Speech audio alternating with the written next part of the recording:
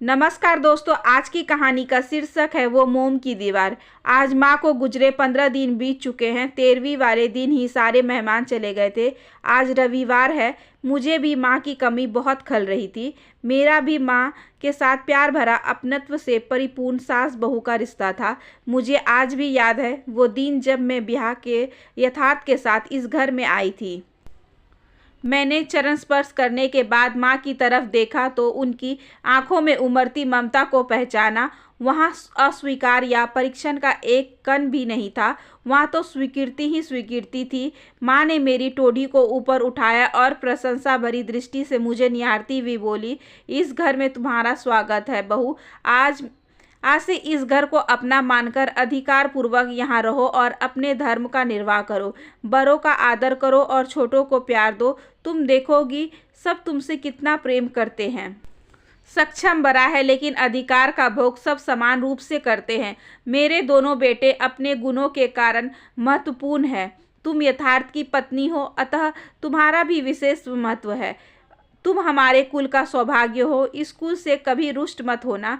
कोई असुविधा हो तो अपने पति से कहना। असुविधा दूर ना हो तो निसंकोच मेरे पास आ सकती हो। मेरे पास कोई अधिकार नहीं है, लेकिन मेरे बेटे माँ के प्रति अपना स्नेह के कारण मेरा कहा कभी नहीं टालते और उन्होंने मुझे सीने से लगा लिया। माँ सारी ममता बहू पर ही न्यौछावर कर दोगी तो मेरे लिए क्या बचेगा। यथार्थ बोले, ममता की कोई निश्चित मात्रा नहीं है और बेटा ये भी तो तेरी अर्धांगिनी है। इसे अपने सीने से लगाती हूँ तो क्या तेरा हृदय शीतल नहीं होता। पति पत्नी में तो किसी प्रकार का कोई विभाजन नहीं होता बेटा। स्वयं को समग्रता में पत्नी सौंपेगा तभी तो पत्नी को समग्र रूप में पाएगा। तुम अपनी माँ को पूर्ण रूप से पत्नी को समर्पित नहीं करोगे तो तुम्हारी पत्नी तुम्हारी माँ के प्रति संपूर्ण रूप से समर्पित कैसे होगी। माँ ने मुस्कुराकर यथार्थ को समझाया, मगर मेरे लिए सास के रिश्ते से ये प्रथम परिचय था। लेकिन मेरी धारणा के बिल्कुल विपरीत। मैं सोच रही थी, क्या सचमुच इस स्त्री का मातृत्व इतना उदार है कि यह पुत्र के साथ बहू को भी उसकी परिधि में ले ले। और मेरा मन माँ के लिए श्रद्धा से भर गया। माँ ने कभी ये नहीं कहा कि क्षमता तू मेरी बहू नहीं बेटी है, लेकिन माँ ने सास के रूप में ममतत्व देने की कभी कंजूसी नहीं की। माँ का विचार था कि रिश्तों को उनकी जगह ही रहने दिया जाए। जो रिश्ता जिस रूप में मिला है उसे उसी खूबसूरती के साथ जीना चाहिए। क्या एक सास अपनी बहू को प्यार व सम्मान नहीं दे सकती? क्या हम सास बहू के रिश्ते को प्यार व खूबसूरती के साथ नहीं जी सकते? और माँ ने जीवन भर यही किया। वो अक्सर कहती थी कि क्षमता तुम पहले एक स्त्री हो, बाद में मेरी बहू, और नारी का सम्मान सबको करना चाहिए। शायद यही कारण था कि नोक-झोंक के बावजूद हम में कभी मन मुटाव नहीं होता था। यथार्थ भी माँ के साथ गहरे जुड़े थे। अक्सर यथार्थ और माँ घंटों बातें किया करते थे। हालांकि वो चाहते थे कि मैं भी उनकी बातों में हिस्सा लूँ, बैठूं, मगर मैं बीच में ही उठ जाती थी। दोनों कभी फिलॉसफी पर, कभी राजनीतिक, तो कभी धर्म पर चर्चा करते थे।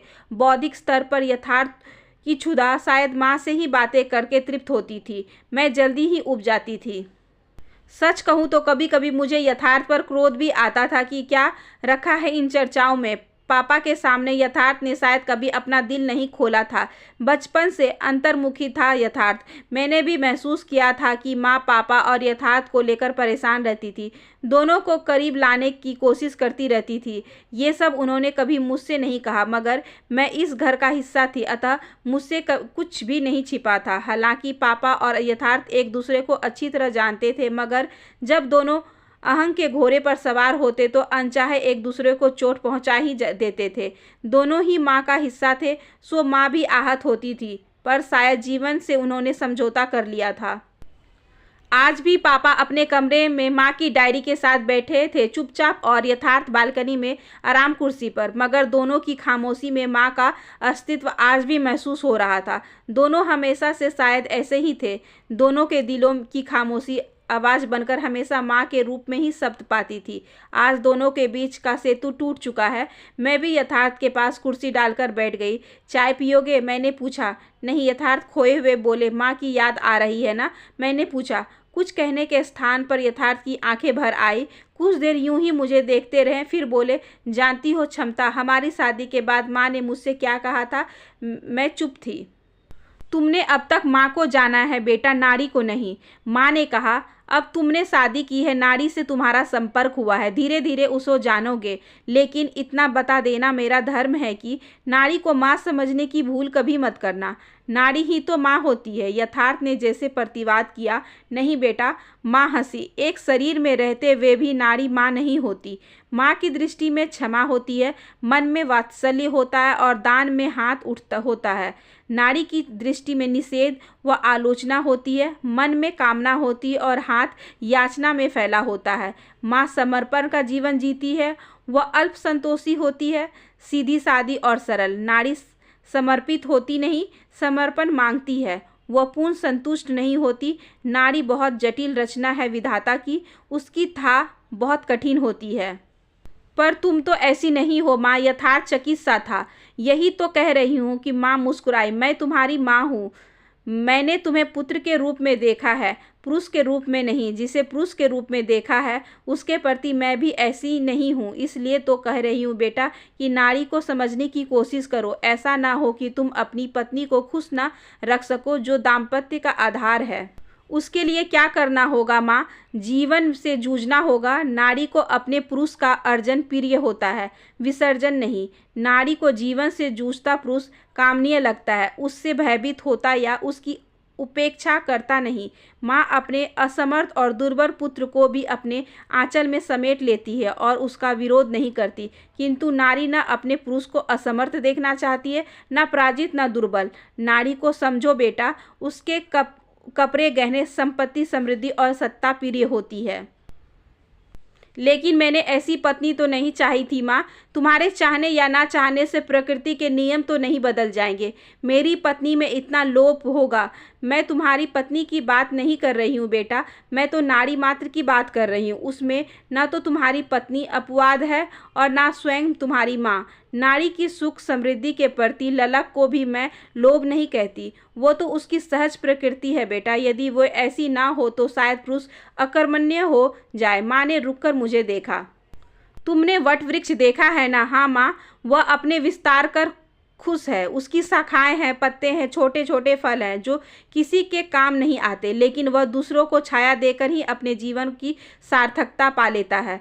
लेकिन दूसरी ओर हरसिंगार का छोटा सा पेड़ भी है, जिस पर मौसम आते ही फूल लगते हैं, चारों ओर सुगंध फैलता है, लेकिन किसी को छाया नहीं देती। नारी के जीवन के रूप और गंध का जो महत्व है, उसके लिए क्या तुम उसे दोषी ठहराओगे?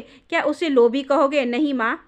वैसे ही नारी भी प्रकृति का साक्षात रूप है। वह पुष्पित और पल्लवित होना चाहती है। उसके जीवन में रूप, रस, गंध सबके लिए ललक है। जैसे प्रकृति मदमाती है, इठलाती है, वैसे ही नारी भी। उसके शरीर की संरचना ही नहीं वरन मन की संरचना भी पुरुष के मन से मेल नहीं खाती। शरीर की असमर्थता उसे बाध्य कर दे तो कर दे, किंतु उसकी कामना तृप्त नहीं होती। वह सोने से लदी होगी तो भी वेणी में लगाने के लिए एक फूल की कामना उसे अतृप्त रखेगी, और उसकी ये अतृप्ति ही पुरुष के जीवन की प्रगति में सहायक होती है। यह नारी का सहज रूप है, यह उसका दोष नहीं है। जीवन में आस्वाद के प्रति नारी के मन में ग्लानि का भाव नहीं है, जैसा कि बौद्धिक पुरुष के मन में है। इसलिए शास्त्र तथा तत्व ज्ञान भी नारी के गुणों को नष्ट नहीं करता। उसे त्यागपूर्ण उदात्ता जीवन की परिकल्पनाओं और कोशिशों से लुभाया नहीं जा सकता। यथार्थ का जैसे मोह भंग हो रहा था, उसकी कोई भी समस्या जैसे माँ के पास जाकर समाधान पा जाती थी, मानो माँ ने जीवन से हारना जैसे सीखा ही नहीं था। माँ ने उन्हें मेरे विषय में एक सकारात्मक दृष्टिकोण दे दिया था। यथार्थ ने पूछा, माँ क्या स्त्री कभी पुरुष के लिए माँ नहीं हो सकती? केवल क्षणिक रूप से, स्थायी रूप से यह भी संभव नहीं है। पुरुष की दृष्टि ही उसे नारी बना देती है बेटा। ना पुरुष की कभी पुत्र हो सकता और ना ही नारी कभी माँ हो पाएगी। और यथार्थ चुप हो गए। वैसे वो यहाँ थे ही नहीं।